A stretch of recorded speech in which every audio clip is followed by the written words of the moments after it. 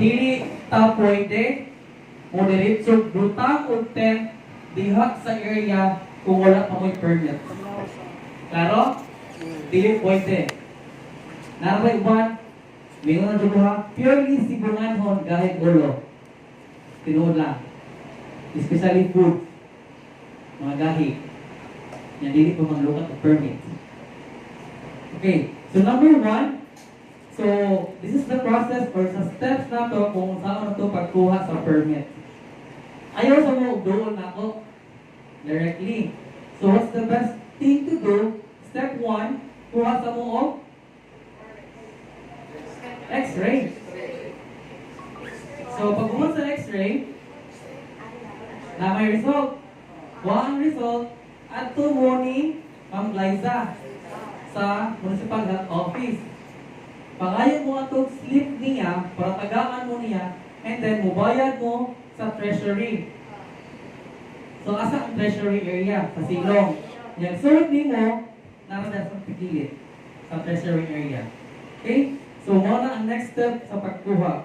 And then, pag humana na nakakuha na mo og health card, that's the time musaka na mo na ko.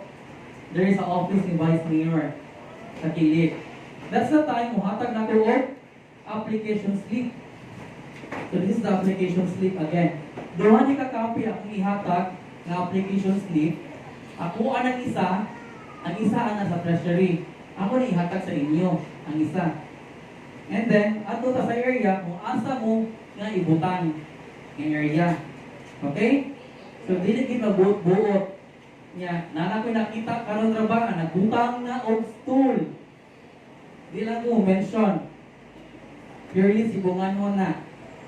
Moderate sa lagi na. Pero nilukat sa permit, ato na siya mabayad ug duol na ang gesta. Ha? Paliwag lang ko dito mabagahi. Okay? Kaya ako nitrabaho ako sa gihatag na trabaho diri sa ako. Isunod lang ko sa unsay process. Okay?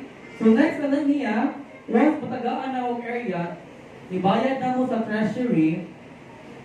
Once nakabayad na mo sa treasury, bisag wala pa ang permit, i-process pa ang permit dito sa office ni Mayor, pwede na mo tagaan na ang area.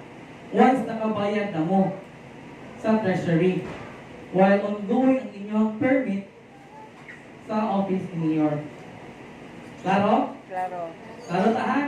Dili pwede mubutang sa area na wala pa'y permit. Klaro ta? Kaya, kung naasay naninda sa may peryahan ng area, we need to get permit yun. Kaya ang uban ra ba niya, doble ang bayad. Nagbayad sa peryahan, ibayad pa yung taon din sa amunga. Which is daily unta dapat. Ang inyong bayaran niya sa peryahan, kurinsi na siguro. Yung sabot. Kaya ang permit, hindi man sa amunga, lahit na ilang permit. Klaro ta sa may peryahan ng area, ay last year ba, pwedeng lalis na mo diha. Dahil mo tiglalis sa peryahan ng area. Klaro ta, with permits, the requirements. May questions sa requirements? Wala. May questions sa requirements? Okay. Wala nang matana? Naki, puno di ay. Kinsay mo kuha sa health card. Huwag yun ang matana, anak. Grabe. Ha? Huwag yun ang matana. Sir, kinsay mo kuha sa health card. Ikaw, sir? Okay, ano ni ha? Ako na i-confirm with Ms. Liza kung unsa din ang process sa health card. Kung ikaw as cashier or owner nga dili ka pirmi nga nag-atubang sa imong customer, pwede na ka dili makuha og health card. Kung kinsa tong pirmi nga nag-atubang contact with customers, kato ang atong pakuha og health card.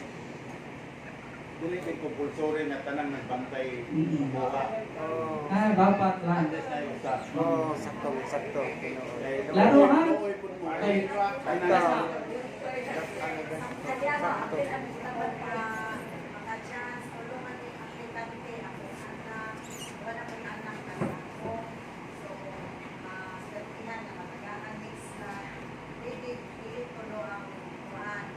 Health card. Ang wala siya focus nga na one person nga mabiling din sa inyong area. Pwede ra. Naniya. Kaya magkakawala ka man ako sa kanan. So pwede ra. Wala to. Ato lang immediate contact sa customers ang mukha health card. Kaya ang iyang kong concern ani sa pagkakaroon ni taas ra ba ang case sa TV? Ano TV? Smart TV, LED? TV na Ha? kami. Muna ilikayan ni Ms. Liza sa iyang concern yun. Kaya dapat, especially sa food, dapat yun, stone exam, and kuwagit siya. Just x-ray dapat. Pwede lang, kaliparin eh. Kung pwede sa mo, kung na mo yung x-ray nga, bago lang, pwede naman na, ayaw lang sa paapila at ang last year.